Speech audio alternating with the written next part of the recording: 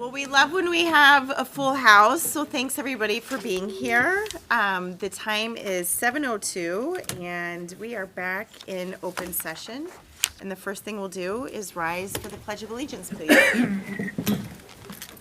Pledge allegiance To the flag of the United States of America and to the republic for which it stands, one nation, under God, indivisible, with liberty and justice for all. And first off, we are going to open the public hearing for the proposed reduction in force of teaching positions. Do we have any comments for the public hearing? All right. Can we have a motion to close the public hearing, please? So moved. Second. Could we call the roll, please? Member Giannotti Fry, Yes. Member Thomas, Yes. Member Alvarez, Yes. Member Vita Daniels. Yes. Member Gretsch. Yes. All right, then we move into public participation. And Marilyn, do we have anyone signed up for tonight? Okay. So then, well, Oh, I'm sorry, Andrew. yep, Sorry. sorry. Get me over, right? But I think you still saved me from having to read all of the verbiage. There's a lot that, yeah, a lot of. There's a lot negative, going on but, here, yeah. so this is more important than I what I think you have should to have a say. better time with public participation. Maybe. Well, good evening, everyone. Today we celebrate St. Patrick's Day. While often associated with the color green, Ireland, and shamrocks, he should also be remembered for his dedication to education. St. Patrick demonstrated a deep commitment to learning through his efforts to spread literacy and knowledge across Ireland. He established churches, monasteries, and schools that became centers of education, not only for religion, but also for subjects like Latin, law, and sciences. He understood that education was key to transforming society and worked tirelessly to teach the Irish people. His influence helped lay the foundation of Ireland's later reputation as the island of saints and scholars, where monastic schools preserved and advanced knowledge during the early medieval period. That's a little bit of a history lesson. I am a history teacher by heart. Okay, so over the past several months, several LT teachers have been recognized for their outstanding work. On behalf of the faculty, I would like to congratulate the following educators. Julie Reeder, Jeremy Vertis for being recognized as the Illinois Directors of Student Activities. Michael Archibald for being selected as one of DuPage Area Occupational Education Teachers of the Year. Jeremy Vertis again for being named the LaGrange Business Association District 204 Educator of the Year. And the tech coaches, Kylie Salayami, Daravoy, and again, Jeremy Vertis for receiving the AI Innovator Award. So congratulations to them. I'd also like to take a moment to recognize several teachers for their outstanding work with LT students. March is the Athletic Trainers Month. Dr. Tyrell pointed that out to us. I had no idea. But Christine Vin, Bob Victor, and Amanda Buchanan, and all the student assistants who support our LT athletes, thank you for that. A big thank you to Cody Daly and the entire counseling team for organizing a successful college fair. This is a great event and very helpful for the students and families. A special shout out to Mark Krasinski, Angie Patel, and Dave Stormont. The Snowball program is beloved by students, thanks to these three incredible advisors and their dedication. Congratulations to the marching band on their successful trip to Disney. Mark Dahl and Paul Meissy deserve special recognition for their commitment to giving students a memorable experience. Traveling with that many teenagers and their instruments is no small feat, so they have a special place in heaven, I think. The teachers mentioned today represent just a fraction of those involved in LT's extracurricular activities. A heartfelt thank you to all the teachers who are not only educate, but also coach, advise, and lead clubs. These activities are an essential part of the student experience at LT, and we are fortunate to have such a dedicated staff providing a wide range of opportunities for our students. This is evident by everyone being honored today in this room, a true testament to LT's excellence. Finally, in honor of St. Patrick, I will close with a traditional Irish blessing. May the road rise up to meet you. May the wind be always at your back. May the sun shine warm upon your face. And may the rain fall soft upon your fields. I hope everyone has a nice spring break and see you guys in April. Thank you. Thank you. Okay. And now I think Marilyn That's it. closes public participation. All right, so then Moving on to our next agenda item, we are going to hear from our student representative, Emily. Hi everyone, happy St. Patrick's Day. I hope you've all had a wonderful start to March and have been enjoying the beautiful weather. This month has been filled with incredible student accomplishments, from seniors committing to universities like Notre Dame, Tulane, and U of I, to the excitement of spring sports kicking off. The Science Olympiad team had a fantastic performance at regionals in early March, placing 4th and qualifying for the state competition on April 11th. A special congratulations to London Muscalino, who qualified for nationals, a first for LT speech. We couldn't be more proud of her achievements, and we wish her the best of luck representing the Illinois District in dramatic interpretation. Scholastic Ball made history last week, winning the WSC Championship. This is the first conference championship that LT Scholastic Ball has won in over 20 years. Many spring sports, including lacrosse, soccer, and track and field, kicked off their seasons with tryouts last week, marking the start of an exciting new season of competition. And lastly, congratulations to Ben Wugazer for being named to the IHSA All-State Academic Team. He is one of just 26 students across Illinois to receive this prestigious honor and will be recognized at a banquet on April 13th in Bloomington. That is all for tonight, and I hope you all enjoy the rest of your week. Thanks so much. All right, lots to celebrate. And now to you, your superintendent's report. Yeah, thank you. I just want to say on the heels of Emily's report, Emily is down to 2 meetings left, and we will very soon be looking to find our next student rep to the board. So with a lot of students in the audience, if you're a junior and you're interested in serving as our student rep to the board next year as a senior, we'll be releasing those applications and doing interviews in April. So we want to see a really good group of students applying, so keep that in mind. I'll just start with my superintendent report tonight by reminding the board that in your packet you will find a memo that provides the monthly FOIA report. That includes the items since our last meeting in February.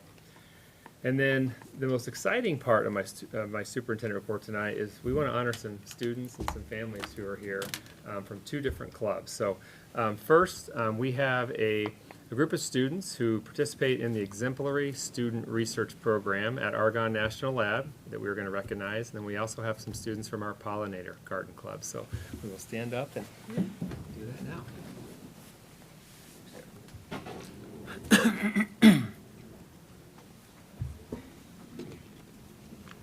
So to start, I know we have a lot of students here. I want to introduce the sponsor, Michelle Harvin, who is going to introduce a few of our students and explain a little bit about the work that they've done this year at Argonne.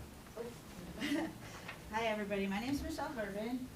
Thank you for this honor of recognizing the students. I teach a STEM research class, and within that class, all students work on a yearly project. And then also they have the chance to apply to be part of the Argonne Exemplary Student Research Program. And there are 12 students this year who are doing that. And so I wanted them to explain what they do as part of that program. So I'm going to let them take it. So basically for our program, we noticed that high schoolers are often routine caffeine drinkers. So we were interested in further discovering its effects on high schoolers, especially if they're aware of the amount of caffeine they're consuming. And in addition to that, some studies have reported that in popular caffeine drink choices, the amount of caffeine is not as directly stated on the can. So we were further interested in discovering if the amount of caffeine really in the drink matches to how much they're reporting. We were paired with Dr. Deborah Mira, who works at Oregon National Lab, and she gave us our initial topic of caffeine, and then we expanded more on the topic of testing caffeine in different drinks. She gave us a lot of advice about our initial proposal, and then toured us around Oregon National Lab, around all the different facilities, and then introduced us to the spectroscopy that we would use to analyze our data. Just for a little background on the program, the Argonne ESRP program takes groups of students from different schools, matches them with a mentor, and then the groups get a research topic and have to conduct a research project. We're currently towards the end of our data collection phase, so we only have a couple more drinks that we're going to test. We haven't tested our Celsius yet, so. So we're gonna make sure we have all our data and then compare actually how much caffeine is supposed to be in drinks based off of what we found in our experiment. The students will be presenting at Argonne in a poster session with other student teams and also undergraduate and graduate level teams and industry teams on May 6th in the evening. And so that's a highlight of the program, is to go and present at a poster session. That's, it contains a lot of people who have done research at Argonne over the year. Also, as part of the STEM research program, students get matched up with mentors, and they use this program called the Mentor Matching Engine, and they can apply for a showcase. And I just wanted to highlight really quick that 2 of the students on the panel, these students are also going to be presenting at Google downtown on April 25th. Their research, so Rhea and London will all be presenting there as well for their personal projects. Very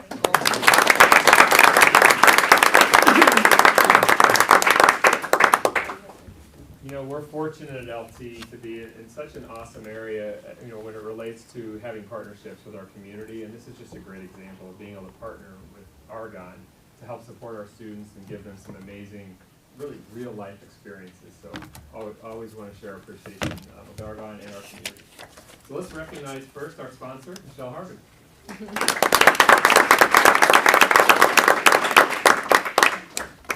so much. And now our students, Cecilia Delgado.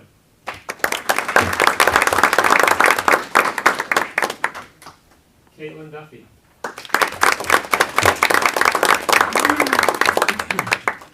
Jenna Eggerding.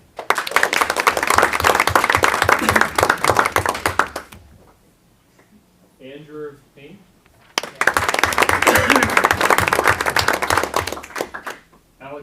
Alexander Matisek.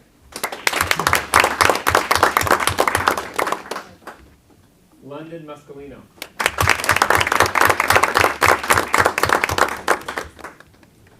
Ria Nagali. Nicholas Schaller. Sarah Wiggins.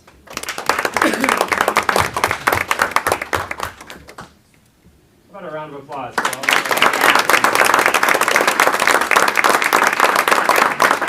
We're going to make sure they get a picture as a group, so we're going to have them go out in the hallway and grab a picture. Do you guys want your poster for the picture? You guys like that? Middle, right? All right, the next group we want to recognize tonight are students from our Pollinator Garden Club. You'd be wondering, what is a pollinator garden? Well, we're fortunate to have students here, and our sponsor, Mr. Patrick Page, who's going to talk a little bit about the work that they've done over the last couple of years, and honestly work that is going to happen this spring. And if you are familiar with the east side of North Campus, you know exactly what Patrick will talk about here. So, thank you. Let me really embarrass Genevieve first. So I teach art here, and I teach the AP classes. We're in a scholastics region of just over 40 schools. The hardest award in scholastics is the portfolio competition. They gave out, of an entire region, 6 gold portfolio awards. Genevieve took 2 this year.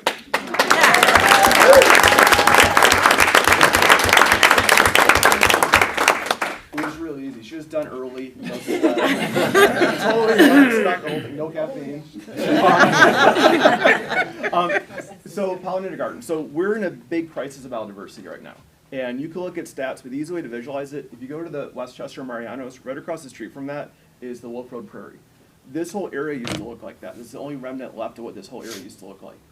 If you look across the street, this is my big example. The blue house second from the corner is the only spot across the street from LT that native like birds and bugs and butterflies can eat anything or even have a host plant for their babies. So if you look at this as a design problem, there's nowhere for them to have like a habitat. And that's the goal of our gardens, to kind of bring that and to have that. Now the issue with this is a design issue. So we talk about this in art, like how do you design things to be effective? How do you get away from just having like a grass lawn? How do you get away from just like non-native plants that don't help butterflies and stuff? The other thing I learned, my mom's a master gardener, or was a master gardener, and the big issue she said is that parents start a pollinator garden and then their kids get through a school and it kind of falls apart. So our goal is to do the infrastructure to keep this going. We have this club.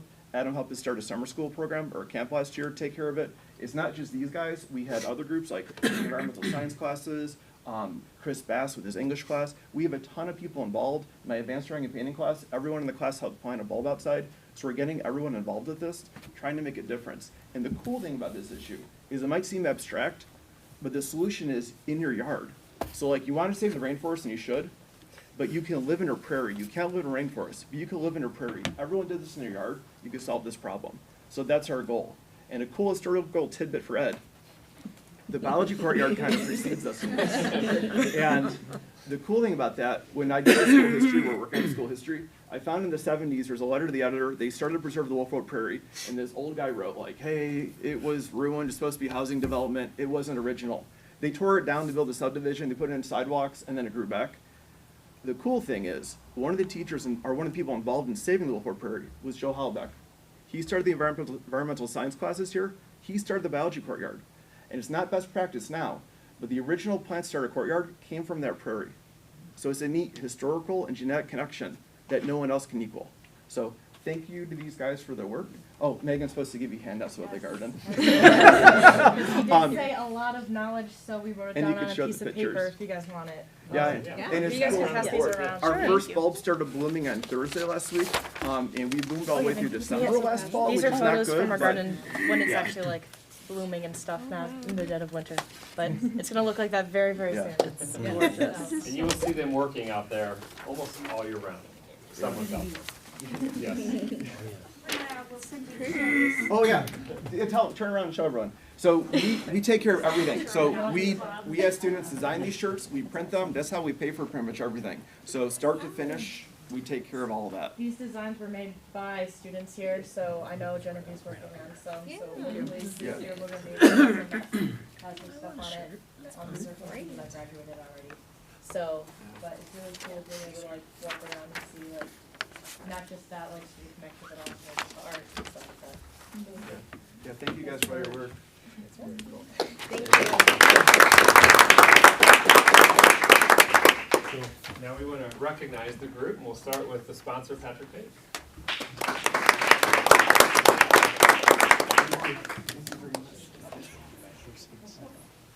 Brady Gorman. Genevieve Harmount. Sean Henning. Agnes Cookta. Megan McCannis. Claire Nordmeyer. Molly Rossi. Lily Ruiz. Harkinwall Sasan.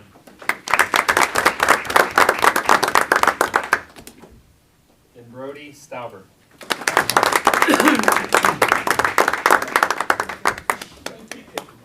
Put a round of applause.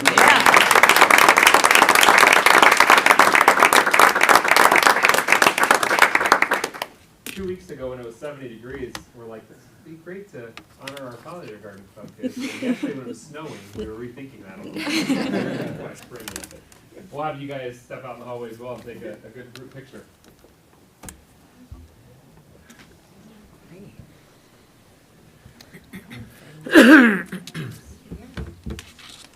Funny, I didn't notice the pictures as I walked the dog.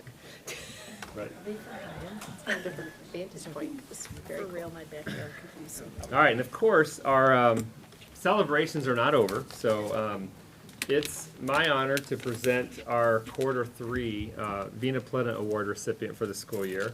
For those that are not familiar, the Vita Plena Award has been presented by the superintendent to a deserving individual since all the way back in the mid-90s. The award is generally presented to staff member who embodies the themes of inspiration, creativity, kindness, selflessness, and really overall someone who goes above and beyond in service to our school community. As we looked to honor a staff member in quarter 3, Laura Moore, who serves as our technical director for our Reber Center and for our Performing Arts Center, was a natural choice. Laura began at LT in 2016 as the Auditorium Technical Director, which continues to be her current role. She graduated from Illinois State University in 2007, majoring in theater, design, and production. She has actually worked for various theater companies, including Fox Valley Repertory, before joining LT. Very practically, Laura works very closely with all of our performing arts groups, whether that be band, choir, orchestra, theater, dance. Laura is instrumental in making sure that all of our amazing student performers have everything they need from a sound and light perspective to shine up on that stage. So I think even more than that, everyone who works with Laura knows she brings an incredible amount of humility to her role and always simply does what is needed to make sure that every single performance is fantastic. So through her dedication to performing arts, Laura exemplifies the spirit of the Vita Plena, living a fulfilled life and helping others do the same. We are proud to work with Laura as she supports our students, staff, and community, and everything she does embodies what the Vita Plena Award is about, which is why I'm so honored to recognize her here tonight. Laura, congratulations, and thanks for all the ways you support the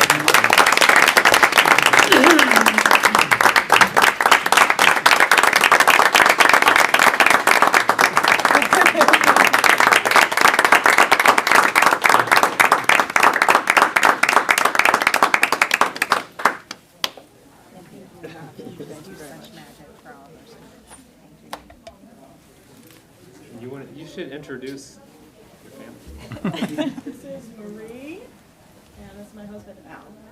Thank you guys as well for obviously sharing Laura with us. Time to go home. Yeah, done sharing. Let's go. Laura. That's great. Stop.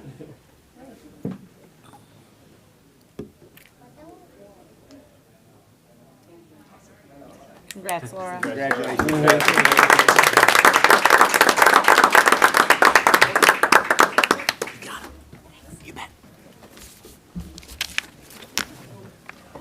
So obviously that's the coolest part of our jobs, right? Being able to recognize some awesome student groups and Laura as well for this evening. So aside from that, reiterate what Andrew said earlier, we got a couple more weeks till spring break. It feels a little later than it usually is because it is. But we'll get through these last 2 weeks and I wish everyone a great spring break. Awesome. That's the most fun when we get to do that. Yeah, Thank you so It really much. is. Okay, so now, really rolling up our sleeves, right? We're going to begin with the consideration of approval of the second reading of the 2025 summer workshops. Scotty. Thank you, President Gretsch. We are bringing back the request for summer curriculum and program development workshops. We have no changes from the curriculum meeting. Just as a brief reminder, we are looking to fund 26 workshops for representing the support of 251 staff in a wide variety of work, including curriculum review, district initiatives, new courses, as well as some pretty major initiatives such as our next year of co-teaching, our restorative culture work, our curriculum work, in particular our equity curriculum work, and the coaching to help make it all happen. So if you have any questions, I'd be happy to answer them, but we had some good lengthy discussion about this at the committee meeting. Any new questions? No? All right. Then with that, thank you very much, Scott. Can we have a motion to approve the second reading of the 2025 summer workshops as presented? So moved. Second? Could you please call the roll? Member Giannotti Fry, Yes. Member Struing, Yes. Member Thomas, Yes. Member Alvarez, Yes. Member Beta Daniels. Yes. Member Gretsch. Great, thank you. Thank you. All right, next is the consideration of approval of the second reading of the capstone courses and course enrollments under 18. Ed Piotrowski. Thank you, President Gretsch. Before we jump into capstone courses and courses with a total enrollment under 18, we did want to provide the same staffing overview and summary associated with that agenda item ahead of it just to remind the board of where we are, how we got here, and what we are looking forward to. At the end of February, the central leadership team met to review course sectioning numbers and is recommending sectioning based on student course enrollments for the 25-26 school year. This sectioning represents course selections for 3,816 students that are currently registered within Infinite Campus for courses for the next school year. In comparison, we registered for 3,781 students for this year. At this time, we are making a recommendation for an overall instructional FTE of 267.2 FTE, which is an increase of 2.2 FTE or full-time equivalents. Now, this number has changed by 0.3 since the March 3rd Committee of the Whole meeting due to a need to staff co-teachers in additional multilingual department classes like we spoke about. We continue working with our ML department to finalize the number of bilingual certified staff that will be needed to serve as co-teachers and supports for our multilingual students. And the anticipated number is reflected within this current overall FTE increase. However, there may be a need for additional increases to properly staff all of the ML courses and to support our multilingual learners in general education courses if necessary. Additionally, this request of 2.2 FTE does not include any additional certified FTE requested for the creation of the school psychologist positions that will be discussed later in this meeting. Moving then into the capstone courses and courses with enrollments, total enrollments under 18. There have been no changes to this information since the Committee of the Whole meeting. As a reminder, a capstone course is a course that is a final course within a well-defined multi-year course sequence within a department. It may be a class like chefs, which is the culmination of culinary arts, baking and pastries, advanced culinary arts in the past. These courses are reviewed by the central leadership team and the Board of Education each spring, and special consideration is given to those courses with regard to enrollment, and if possible, we like to run those courses on a yearly basis. Additionally, courses with total enrollments under 18 are brought to the Board of Education for special consideration as their total enrollments fall under the cutoff in which we would like to run classes. Courses with total enrollments under 18 generally fall into two main categories. Those are capstone or specialty courses, and as we discussed, we'd like to give special consideration to running those courses each year if possible. And finally, courses that have a value or a connection to a subsequent course within a course sequence. I mentioned the culinary sequence that culminates with chefs. If we have a course that is an intermediate course along the way that we decide we're not going to run, that's perfectly fine, but there could be implications for students that might not be able to take that final capstone course. So whenever possible, we would like to run those intermediate courses within a capstone grouping. As I stated before, there are no changes to this memorandum from the March 3rd Committee of the Whole, but I'm happy to answer any questions the board might have at this time.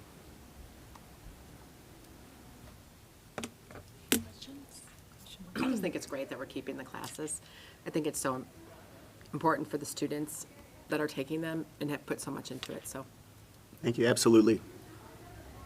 I'd just like to remind us, right, we had a conversation last time that some of these classes have really low numbers, but those aren't the true reflection. We have some kids that are taking choir classes that they haven't even begun to get there. So I agree. I think it's great that we're continuing to offer these classes for kids that have worked so hard for 3 years to be able to get to the point where they really need to take this course. So. Absolutely, right. And to your point, the sectioning timeline correlates and corresponds with other timelines for other courses like audition courses, but they don't always fall within the exact same timeline. So when we come to the Board of Education with these requests, we do anticipate courses filling up based on historical need in the past. All right. Well, I agree with all of those comments. It's always, I think these kinds of classes are such a differentiator for LT, so thank you. Can we please have a motion then to approve the second reading of the capstone courses and course enrollments under 18 as presented? So moved. Could we please call the roll? Member Struing? Yes. Member Thomas? Yes. Member Alvarez? Yes. Member Vita Daniels? Yes. Member Giannotti Fry? Yes. Member Grutch? Yes. Great. All right, and next is the consideration of approval of the 5-year technology plan, 2026 through 2030. And Dr. Waterman.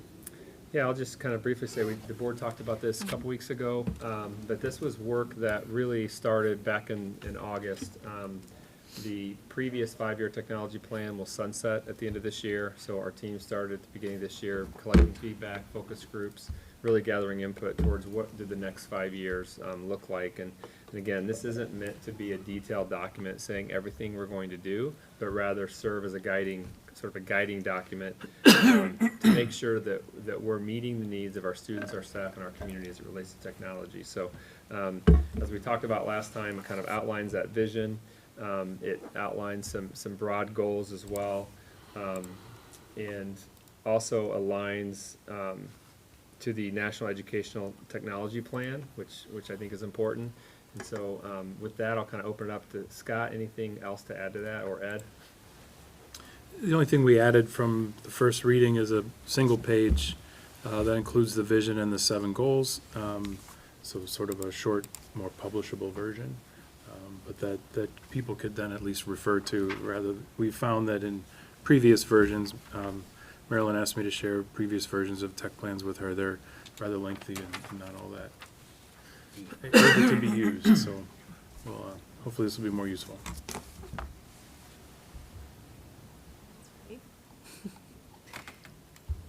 Yeah, that was another one we had a lot of conversation on a couple weeks ago, and just was really impressive. And so I'm looking forward to seeing this come together. All right. Nobody else? All right. Can we please have a motion to approve the 5-year technology plan as presented? So moved. Would we please call the roll? Member Thomas? Yes. Member Alvarez? Yes. Member Vita Daniels? Yes. Member Giannotti Frye? Yes. Member Strewing? Yes. Member Grutch? Yes. Great. Well, thank you, everybody. That concludes unfinished business, and now we're going to roll into new business for this evening and begin with the resolution authorizing the honorable dismissal, non-renewal, or reduction of licensed teachers for the 2025-26. Ed Piotrowski. Thank you again. Related to the action item for capstone courses and courses with total enrollment under 18, now that the board has approved those, we do have a recommendation for a resolution related to a reduction in force. Each year, the board receives recommendations on certified staffing for the upcoming school year. Per Illinois School Code, school districts must make staffing decisions related to reductions in force and non-renewal of potential non-tenured staff during the spring. For this upcoming school year, student course enrollments have necessitated a reduction in force in one area. The non-tenured staff member that is affected by this reduction in force will receive an honorable dismissal from the school district effective the end of this school year. This action item contains the board resolution for this honorable dismissal. I'm happy to answer any questions that the board might have.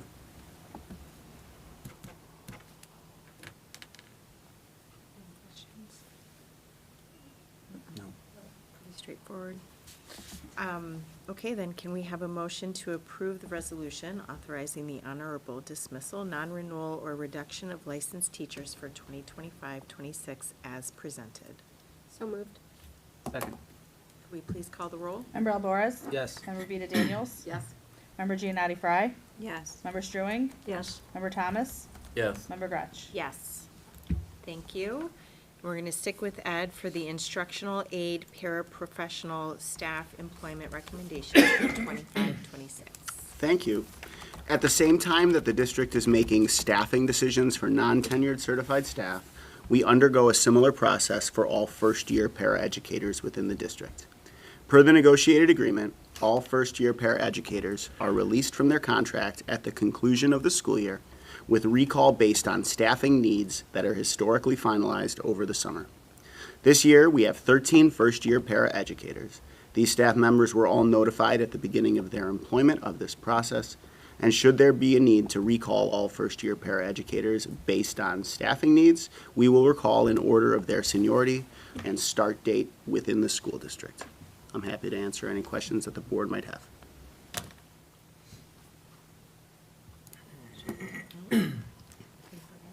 Thank you.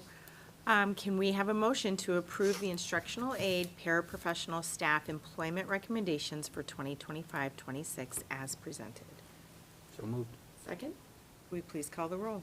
Member Vita Daniels? Yes. Member Giannotti Fry? Yes. Member Struing? Yes. Member Thomas? Yes. Member Alboris? Yes. Member Grutch? Yes. All right. And last for you, Ed, is the administrative staff contract renewals for 25-26. Thank you again. This memo contains the names of both the district's tenured and non-tenured certified administrative staff. Tonight, we are recommending that the board approve the reemployment of these administrators in their specified role for the upcoming school year. I'm happy to answer any questions the board might have. We can probably just ask for a motion to approve the administrative staff contract renewals for 2025-26 as presented. So moved. Second? Will you please call the roll? Member Giannotti Fry? Yes. Member Struing? Yes. Member Thomas? Yes. Member Alboris? Yes. Member Vita Daniels? Yes. Member Grutch? Yes. Thank you. All right, thanks, Ed. And then our final action item is the consideration of approval of additional school psychologist positions. Dr. Owens. Thank you, President Grutch. There have been no changes to the proposal that I presented to the board on March 3rd. As a reminder, in brief, the proposal is to shift our hiring of school psychologists, our full-time school psychologists from LADSI to LT. So more specifically, the proposal is to hire 4.0 school psychologists for next school year. And that recommendation is made in partnership with LADSI and ongoing conversations with LADSI as a result of high turnover in that role through LADSI and inability to fully staff. But I'm happy to answer any questions that the board has. I think we talked about it so much last meeting. We did. A lot of it, right? I think So- it's great. All right, then, can we please have a motion to approve the additional school psychologist positions as presented? So moved. Second. Can we please call the roll? Member Struing? Yes. Member Thomas? Yes. Member Alboris? Yes. Member Vita Daniels? Yes. Member Giannotti Fry? Yes. Member Grutch? Yes. Great, thank you so much, that'll be Thank you for the support so needed. much. Okay, now we just move into informational items, and we have the 5-year financial forecast. Brian Station. Thank you, President Gretsch. Good evening, everyone. This is an exercise that I do every year at this time as we begin the budgeting process for the next school year. And so just a couple of bits of information here about this 5-year forecast. It's really a useful tool that shows the trend, the financial trend of the district right now, based mostly on the factors that we know. We certainly do have to make some assumptions here because, for example, on the revenue side, we know 2 of the increases to the tax levy. The one for the upcoming year, the 3.4%, and then for the following year, 2.9%. We don't know what those numbers are beyond that. The same is true on some of the expenditure side pieces where we have labor contracts, for example, that, in fact, we're going to start negotiating the new contract with the paras. So there's really no information, obviously solid information going forward. We'll have that after we settle that contract. And the same is actually true of the teacher contract. There are 2 years on this forecast that do not exist in there. So we have to make some reasonable assumptions going forward. And so, again, what I tell the board every year is that I try to be reasonably conservative with this when I'm looking at it. And what that means is simply that, you know, I don't want to be $15 million off here or $15 million off here. I want to be in a range of a few $1 million, you know, based on, unless of course there's some dramatic changes to what we're seeing and what's actually happening out there. So again, this really is just an exercise to kind of take a look at what do we know right now, put that in going forward, and then kind of, you know, see where that's going to take us, what that trend looks like. That being said, what I have for you on page, I believe it's 107, are all of the major assumptions that are utilized for generating the current 5-year forecast. And again, as I talked about, the CPI for our tax levy, which by the way is our main source of revenue, and really about one of the only places we actually receive a raise on an annual basis. And so 3.4%, as I talked about, 2.9 for 2025, and then I assume 2.5 going forward. The reason I assume 2.5 going forward is because if you look at the CPI numbers historically, you average them all out, that's really what it comes out to be. So that's why we kind of use that number. Again, the new property values, I put those in at about $20,000 or not 20,000, $20 million a year. We've had years where we've had 8 million, we've had years where we've had 40 million. So again, trying to use a reasonable number there. We're going to talk a little bit about the corporate personal property replacement taxes when I get to the chart, but we're currently budgeting those going forward at the historic norms of about $3.5 million. And we'll talk a little bit about what's going on there. State and federal revenues pretty much stay flat for the district. The state revenues really vary with the reimbursement that we receive from the state, but again, that's not much. Earnings on investments, if we look at the earnings on investments line, we're going to see that those are actually projected to go down. Really, there's two reasons for that. Number one, we're no longer receiving 5% on our overnight rates as we were last year. And on top of that, as we spend down some of that fund balance, we're going to have less to invest going forward. But we knew that, and that's part of that process. So any questions on the revenue side at all? Okay. We're just going to move on to the expenditure side. And the certified teaching staff salaries, that is our single largest expense in the district.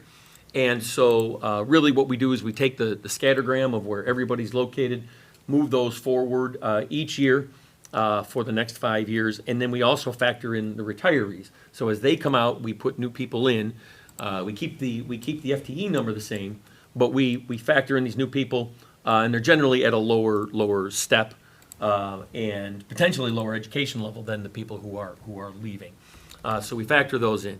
All other salaries roughly increase by about 3% a year going forward. Medical insurance. We'll have a quick discussion about the medical insurance as well. We're looking at 5% every year going forward, with the exception of next year, and we'll talk a little bit about why and what's going on there. The current year, I'm sorry, what I should remind everybody here is that we're self-insured. So we don't pay premium, the district pays the claims. We set what would look like a premium, so there's the splits based on the contractual obligations, but then the district pays the actual claim dollars and is reimbursed then from the staff members with their portion of the premiums, and so that's how that is taken care of. But again, we'll talk a little bit about that one. Supplies, purchase services, tuition, we're looking at those going up about 1% to 2% annually.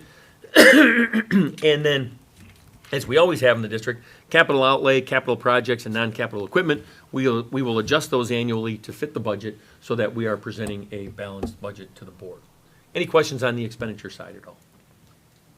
I just have a question with the medical insurance. Yeah. I mean, given that it's going up and costs are going up, would it make sense to have a reinsurance on that?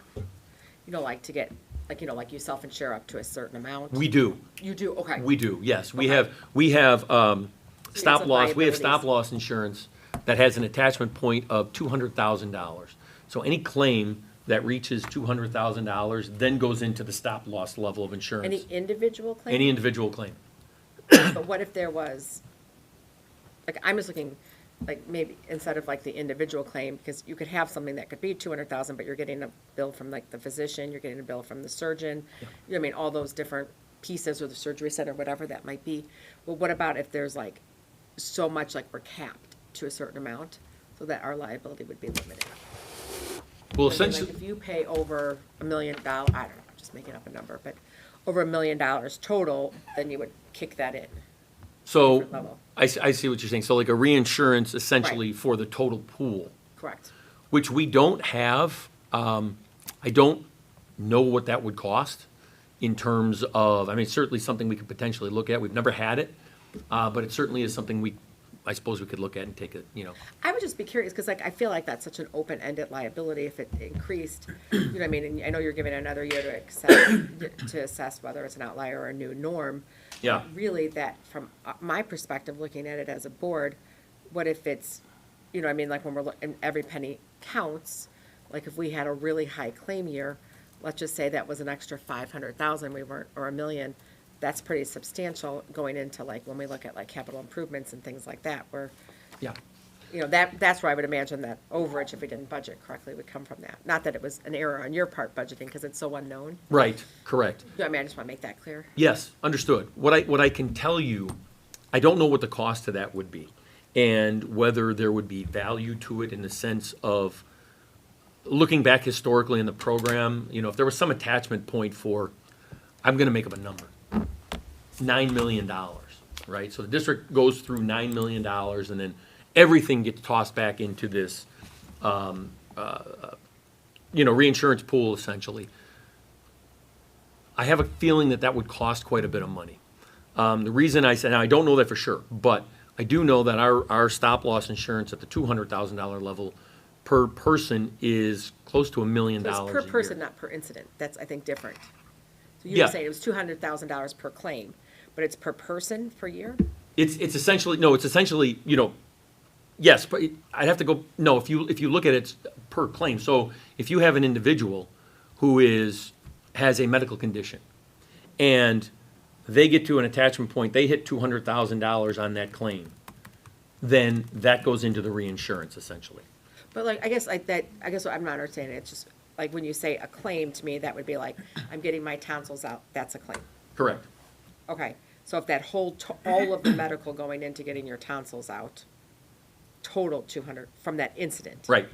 Right, because it's not, because you could have multiple different people billing for could. that one incident. That's correct. So it's everyone that bills for that one incident, like they were in a horrific car accident or Yes. something like that, It is the total dollar amount of that claim. from that incident. Correct. Doesn't Okay. matter, it doesn't matter if we pull from this doctor, this radiologist, it doesn't matter who we That pull makes me from. feel better, because originally Yeah. I thought, I had heard you say that it was per claim, meaning it was the hospital section, or there was, okay. Yeah, no, it is essentially the claim itself, if you have a particular disease, anything related to that disease, any treatment, doctors, whoever you have to see in that process, that's all under that one claim. So if it exceeds, okay, well, I think that's better than just the incident, because Yeah. I was like, who's gonna bill $200,000 for one situation? Do you know what I'm saying? What doctor, no doctor's gonna be Right. $200,000, it's gonna be, That's correct. okay. Yeah, I just worry that the medical costs are increasing so much. They're crazy.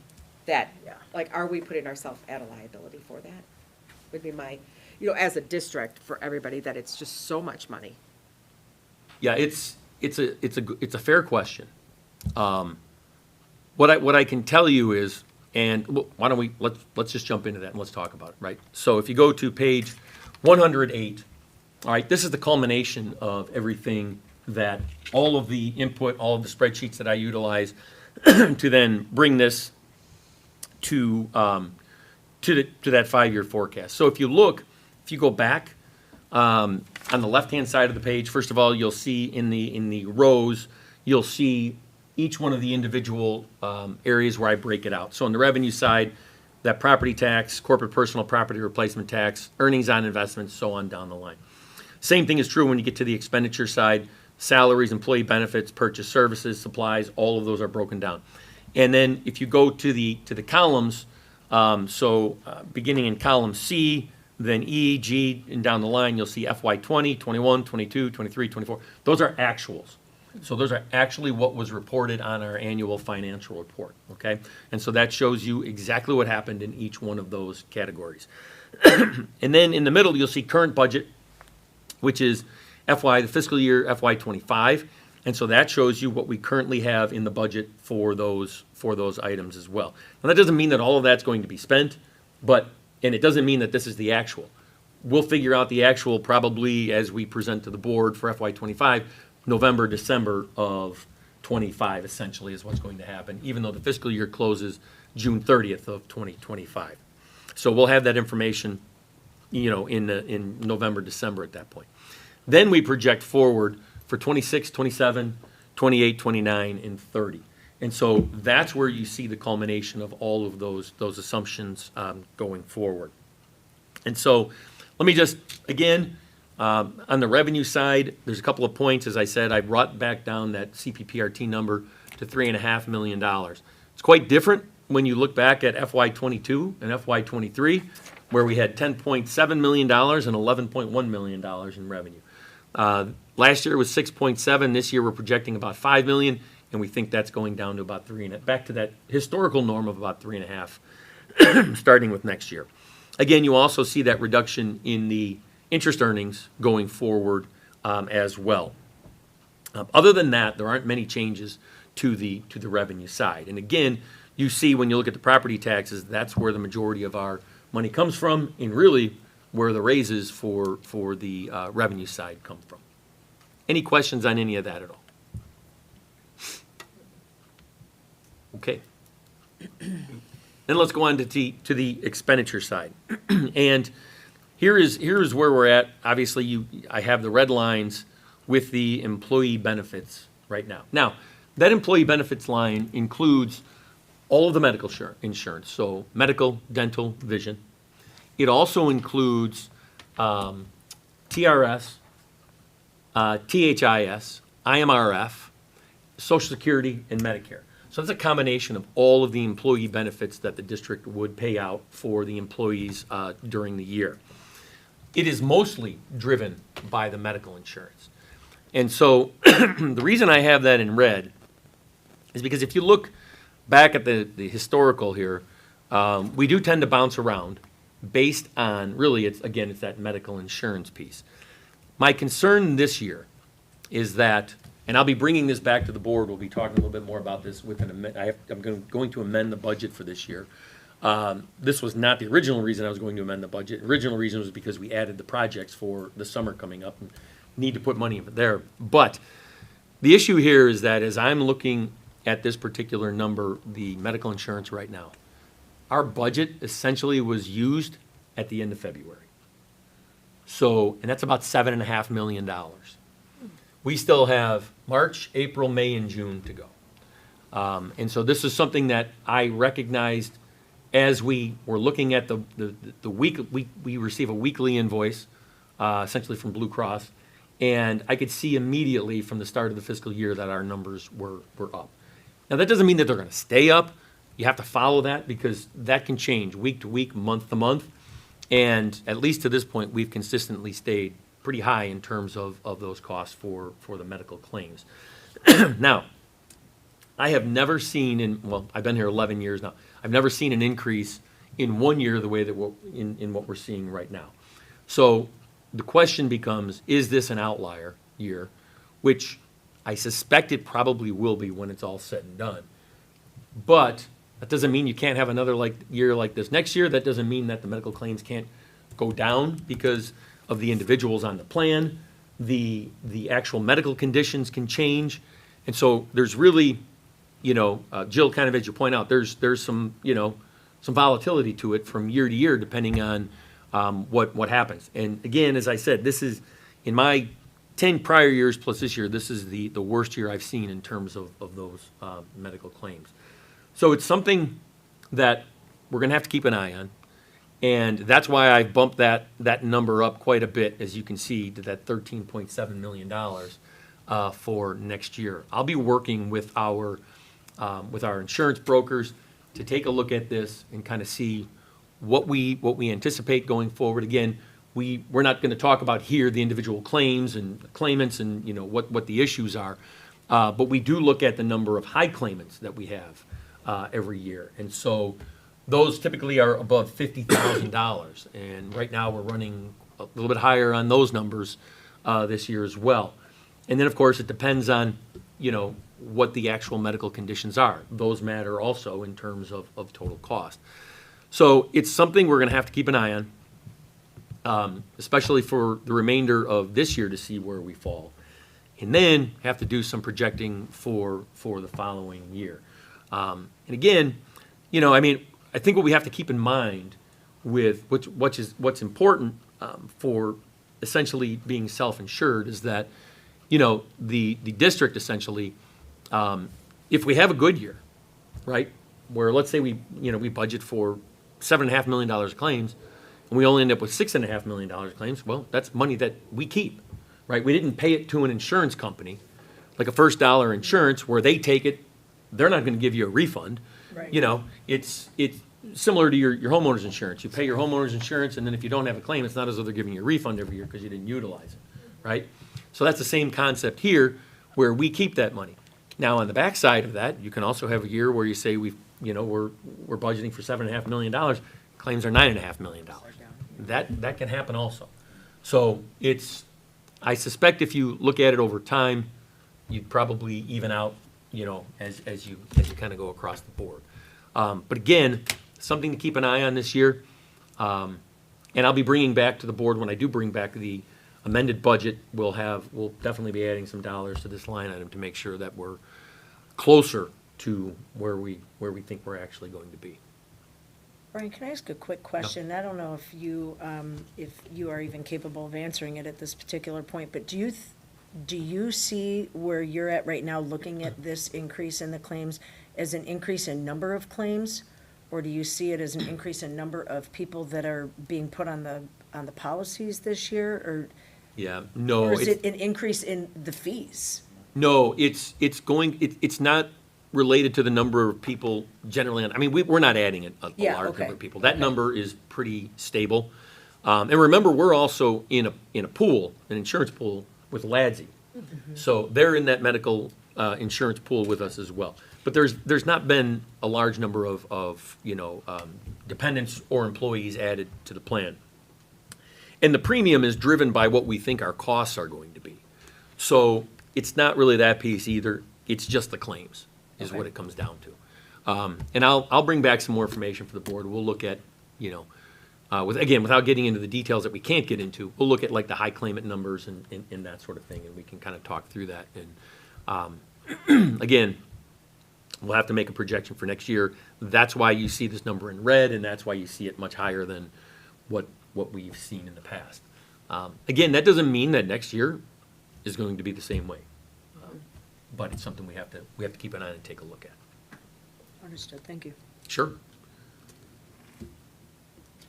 Any other questions on that part of it before we go on? And just quickly, all I'm going to add to this is that you see the rest of the numbers there. You can follow the lines through.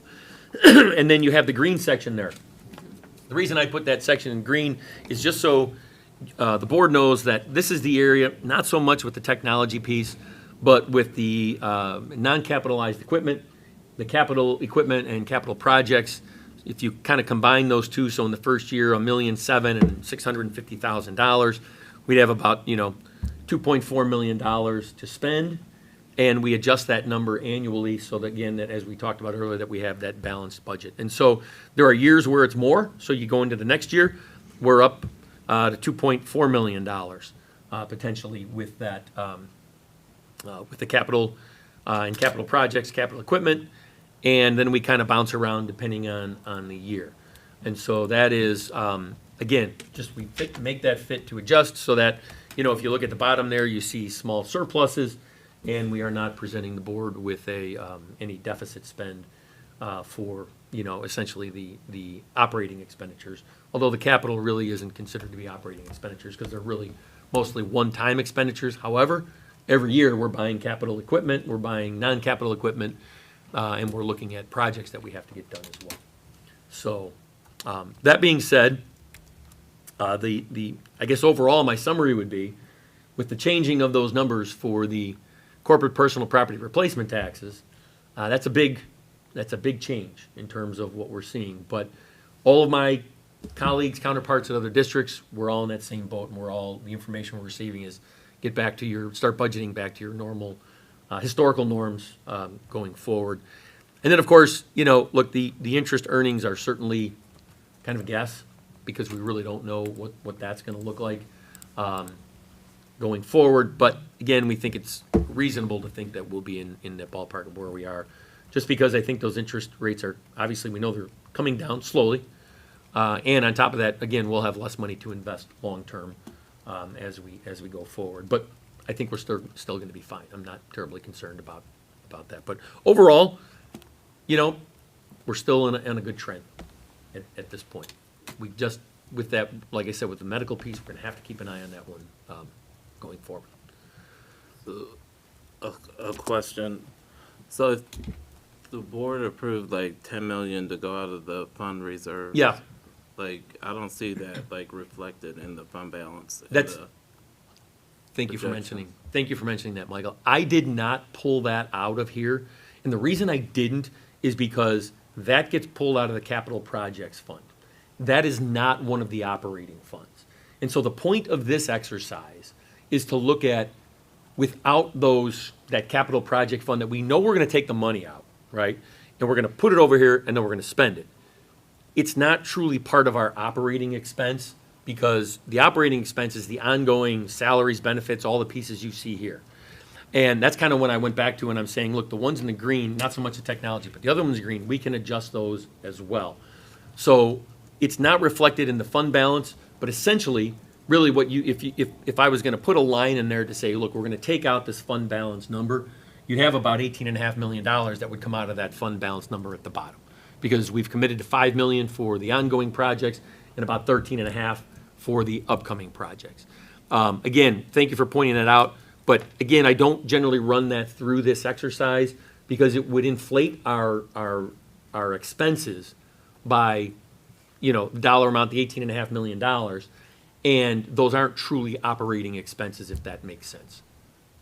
Right, but I think I understand that, but like if you want to get a picture of where the district sits, like in the 5 years out, like it's just still, maybe there's a notation or something. To me, it's still a bit Sure. deceiving, especially not that you were being deceived. No, I'm not intentionally trying to be deceiving. Right, so I wasn't saying that, but it's, if some were to come in and not know or hear that explanation, like they would think that there's like 70 million that we have going forward in the fund balance Sure. over the next, if there's not a notation somewhere. Correct. on You can there, actually probably maybe add it this. into the assumptions page, the page before that. I can. Or- yeah, so not to maybe run through your numbers, but like just like a notation that is going to. Like, it could be a major expenditure assumption. Well, what I would just, no, I wouldn't put, what I would do is I would simply add it in here as a line, as a use of other source use of funds as a transfer, and just run it through that way, and then just take it out of essentially 1 year, and then going forward, it would correct it going forward. I understand what you're saying, so that's something we could do.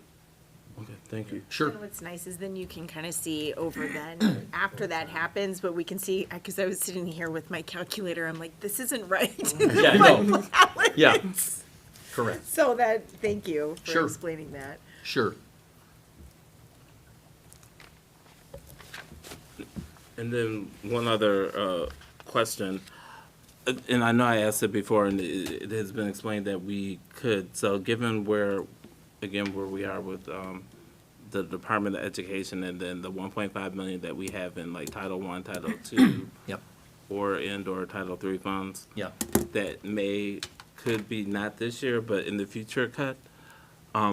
Do we have sustainability within our like future budget projections to be able to cover that amount? Or do we need to will the board need to make, major choices or Sure. to be able to account for those funds? Great question. First of all, of that $1,454,000 that you see there, probably 1.1 to 1.2 million of it is related to special education. In addition to that, we then have Title I, which is about $150,000, give or take. Then the Title II, which is usually about $65,000. Title III is pretty small, about $15,000 to $20,000. And so the answer to the question is, if you took $1.5 million out of the revenue side, your projections right here as they stand would go negative, right? Because we're only at a surplus of about 18,000, 47, 30, 171, and then $20,000. So they would all go negative at that point. And so we would have to look at, essentially, would we make adjustments to the capital projects and not do some of them? Or would we adjust other areas if we obviously want to continue to present a balanced budget? Okay, thank you. Sure. Now, I'm hopeful that even if the Department of Education goes away, that the funding will remain. Obviously, nobody knows that, but I'm hopeful that'll be the case. I think we would do everything we could to make recommendations that did not impact student programming and look for other areas like supplies, capital projects, Yeah. things like that. The only reason I ask, I know like the question is out there like on a lot of people's minds, and I just think since we're talking about like the 5-year projection, that we Sure. should just acknowledge it. Yeah. Yeah, it's oh, good. great question. Any other questions from anybody? And again, like I said, I will be bringing back an amended budget for a couple of reasons. We'll be doing that probably either April or beginning of May. And then we'll be making some adjustments, like I said, to capital projects, probably transfers, and transfer among funds because of moving money into the capital projects fund, and then for sure on the medical benefits side. And I'll take a look through the rest of the budget to see if there's any other areas we need to amend, and then we'll bring that back to the board for approval. All right. Thank you so much for going through this. It's a lot of work, but it's always a really important discussion, so thank you. You're welcome, thank you.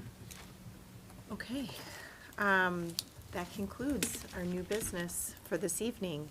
So now we'll move to our consent agenda, which includes the following items. Payment of bills and financial statements for LTHS and LADSI for the month of February 2025. Human resources items for LTHS and LADSI, including the LTHS staff request for leave of absences, part-time availability, and the LTHS 2025-26 salaries. Review and approval of the meeting minutes, both open and closed sessions. Approval of the 2025-26 IHSA membership renewal, and overnight student travel. Can we have a motion to approve the consent agenda as presented? So moved. Seconded. Marilyn, will you please call the roll? Member Thomas? Yes. Member Alboras? Yes. Member Beta Daniels? Yes. Member Giannotti Fry? Yes. Member Stroing? Yes. Member Grutch? Yes. All right, and then the final agenda item is the second opportunity, but we don't have anybody who's here to talk, so. Unless we should give Andrew a second A little more history on St. Patrick's Day. No, let's take another blessing. Awesome. All right, well then, with that, could I please have a motion to adjourn the meeting? So moved. All in favor? Aye. All right, our meeting's adjourned. Thanks, everybody. Thank you. Good night, everybody. Have a good day.